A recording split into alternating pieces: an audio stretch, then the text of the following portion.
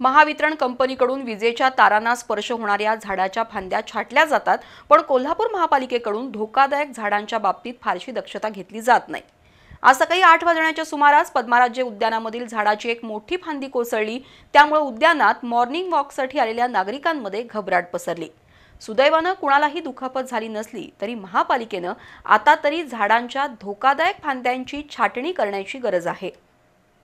रंकाळ्याजवळच्या पद्माराजे उद्यानात मोठ्या प्रमाणावर वृक्षसंपदा आहे, पण महापालिकेच्या उद्यान विभागाकडून त्याची योग्य प्रकारे देखभाल होत नाही। अनेक झाडांच्या फांद्या आता धोकादायक बनल्या आहेत।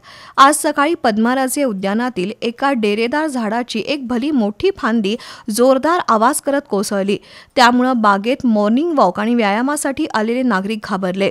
सुदैवानं कोणालाही दुखापत झाली नाही।